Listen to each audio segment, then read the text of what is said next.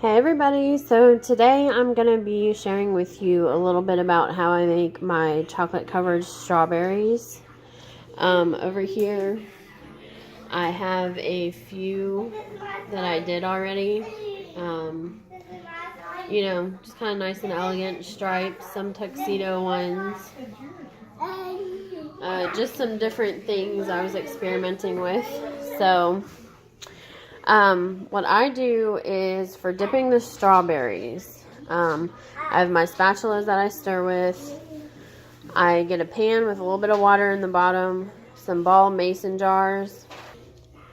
So I use the ball mason jars, the wide mouth. Make sure you get the wide mouth because if you get some really big strawberries like I did for Valentine's Day, you're going to want the wide mouth because if you try to use the small mouth jars, the sides of your strawberries are going to hit when you're trying to pull them out.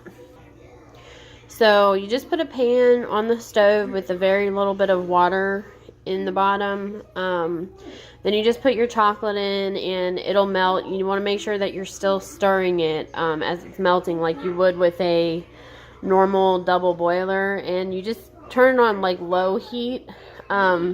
I start mine out on about 4, and then once it gets going and it starts melting, then I turn it down to about 2. It just varies on your stove though. So what I do then, once my chocolate is melted, I bring it over here and I sit it down on my table. I have my strawberries here in the strainer. They've already been washed. They've already been dried. I actually picked up a tip that if you wash the strawberries the night before, and then just, if you have the room, wash them the night before, put them on something. I put mine on towels, on a cookie sheet is what I did, and then I stuck them in the refrigerator so that way they could dry overnight, so that way I would not be dealing with wet strawberries whenever I went to make my chocolate covered strawberries the next day. So just real quick, I have some sprinkles over here, some chocolate chips. These little X's and O's are really cute. I use them to do like a little XOXO design on the strawberries. These sprinkles, I just dip the strawberries in those, one side of them, and then the chocolate chips, the same thing. So this tray is actually pretty handy. I got this at Dollar Tree and it works out well. When I made strawberries on Valentine's Day, I have 2 of these trays, and in the other one I had chopped pecans and chopped peanuts in there. So that's that. Here's this. This is a Wilton tool that you can use for dipping the strawberries, and I'm going to show you how I use this here in a second. Of course, I have a cookie sheet with parchment paper, which I've already been doing a few strawberries, so that's why there's a few marks. And then what I have here are piping bags. You can use piping bags. You don't have to buy like the special chocolate melting ones. They're the same thing. So I have piping bags that I use for my sugar cookies, so I just use them for this as well because they work out well to do the drizzle. So what I do is I just put a little bit of the chocolate into the bag and pop it in the microwave for 30 seconds. Take it out, move it around, pop it back in there for another 30 seconds, and you just keep doing that until it's nice and melted in the consistency. And then you want to make sure that you snip just a very little bit off of the end at a time until the drizzle comes out and until it comes out in the thickness that you want it. You don't want a real thick drizzle because then it's just going to look funny on the strawberries. So I've got mine down packed right now. Let me just see if I can take one out and show you. See, you just snip a very, very, very little bit off the end.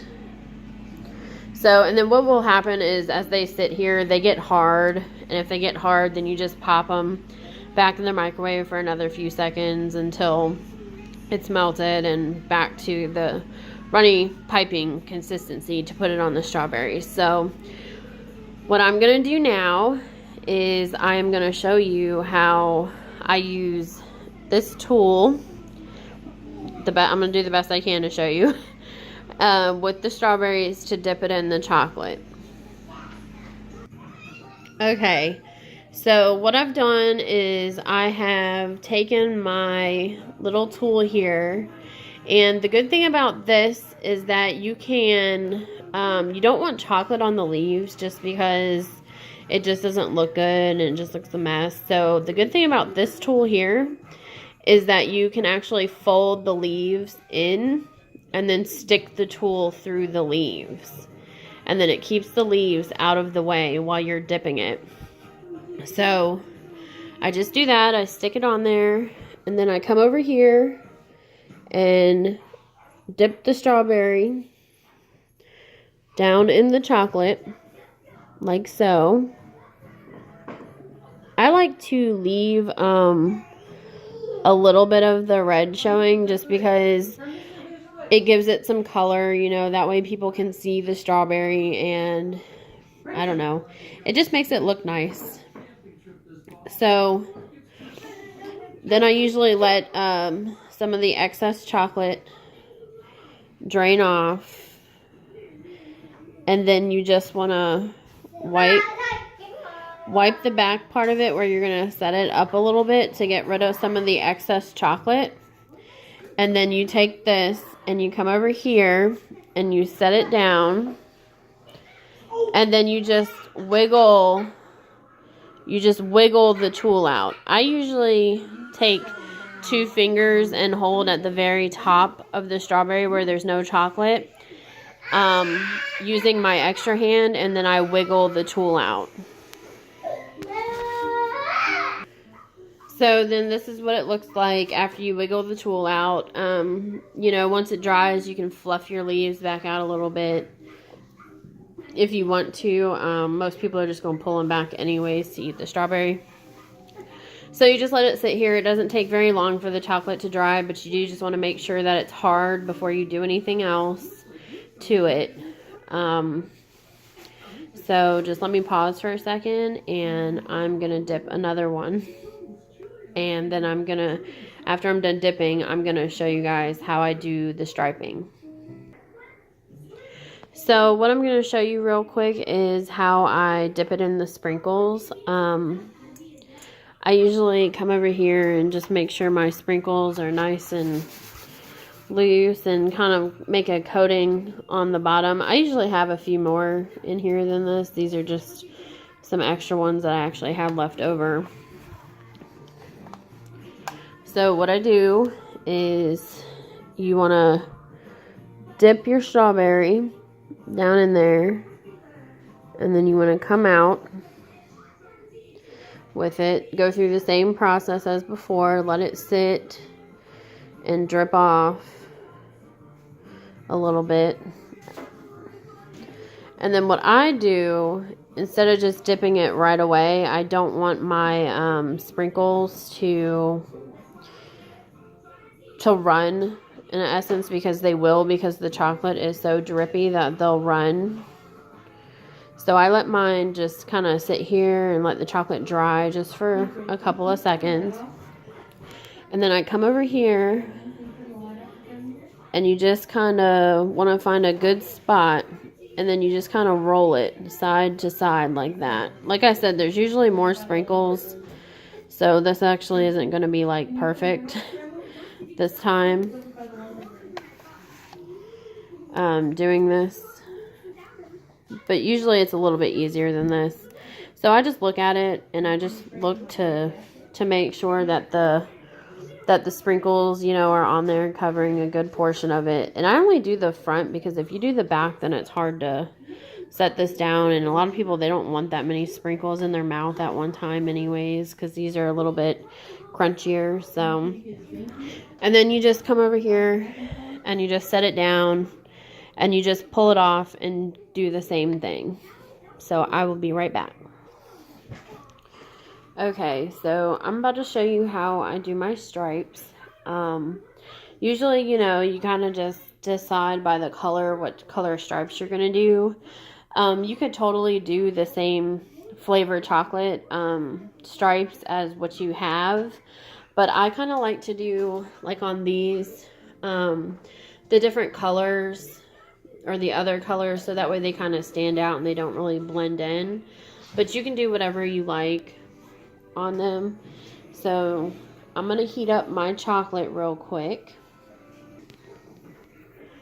Okay, so while I was waiting for my chocolate, I went ahead and dipped the rest of the strawberries that I'm going to be putting stripes on. Here's these two. I melted these two already. Alright, so for these, I'm going to be doing dark chocolate, white chocolate, and a pink white chocolate. To make my pink white chocolate, I just use some white chocolate, and then I have red candy melts that I just put, you know, a couple in there until I get the color that I want. So what I do is I take and I twist it like you would if you were piping icing, and then you just hold it. I usually give it, like, I find a spot and then I do like a test squeeze, which evidently this has a hard piece in the end, so I'm gonna get that hard piece out real quick. Alright, now that that hard piece is out of the way, let's try again. There it comes. See? Nice runny consistency. So then what you do is you just, I usually do a 1, 2, 3, 4, 5 method. You can definitely do more or less, you know, depending on how you want them to look. But that's just usually how I do it. Now these little pieces right here that are going to be around the edge when you lift the strawberry up, they'll just break right off, and then you'll still have your nice looking lines. So I'm just going to continue on. 1, 2, 3, 4, 5. Depending on the shape of the strawberry, they're not all going to come out perfectly straight. Like this strawberry here is shaped a little bit differently. These are actually just some extra strawberries that I had from doing my Valentine's Day ones. And I'm just using them to make this video. Whenever I did my Valentine's Day ones, I made sure I picked strawberries that were, you know, nice shapes and stuff that would work out well and look nice and everything for my customers. So, but then again, here I have the white. I'm going to be doing the white. Again, you're just going to come over here, get a little test squeeze to make sure it's coming out. And then you're just going to come over here and you're just going to do the same thing. 1, 2, 3, 4, 5, 6, 7. So because this strawberry was a little bit bigger, I did a few more lines for it. Just because it just makes it look a little bit nicer if you do that. So I'm going to come back here and I'm going to do the same thing. 1, 2, 3, 4, 5, 6, 7. And then, you know, if you feel like you miss a spot, you can always go back and just add an extra line. If you want, if you feel like there's just a spot that's, you know, too open, just add an extra line on there. You'll never really be able to tell, so don't worry about it. So I've got my dark chocolate now that I'm going to be doing. And then again, you just come over here and you just do the same thing. Make sure it's coming out. And then you'll come over to your berry again. This is the dark chocolate. Uh-oh. Had a little stuck piece right there. But then you just do the lines again across it.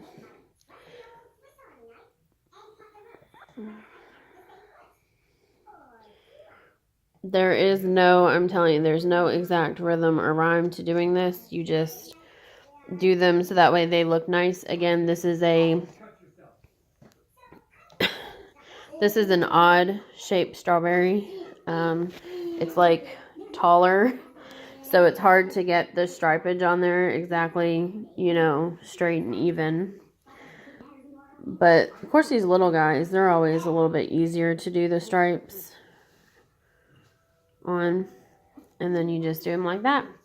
And then you'll just leave these to sit. Also a tip, like I said, I use this mason jar to store my piping chocolate just because it keeps it straight up and easy to work with whenever I need it again.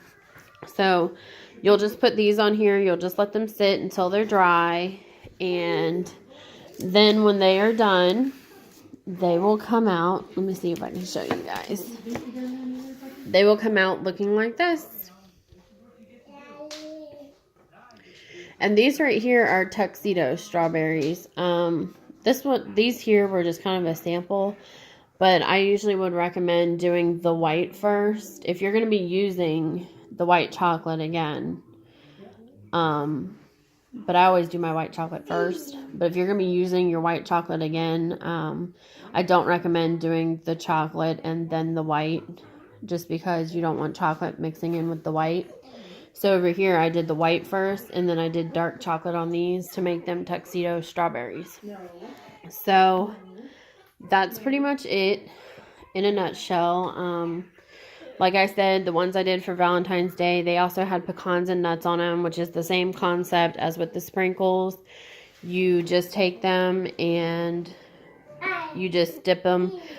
The only difference is with the nuts, I do take those and I roll them all the way around to coat the entire strawberry.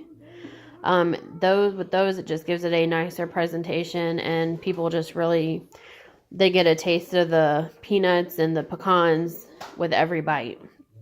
So that's pretty much it. Remember, for your chocolate, use wide mouth mason jars or some sort of wide mouth jar. And I do recommend getting that Wilton dipping tool there, because it makes life a lot easier. It keeps the leaves out of the way. It's easy to dip down into the jars, so you get kind of a perfect circle.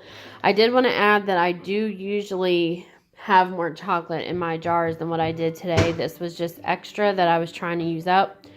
So you want your jars probably to be at least halfway full. So anyways, that's all. Thanks for watching the video. Don't forget to click the subscribe button below and click the bell so you'll get notified anytime I post a new video.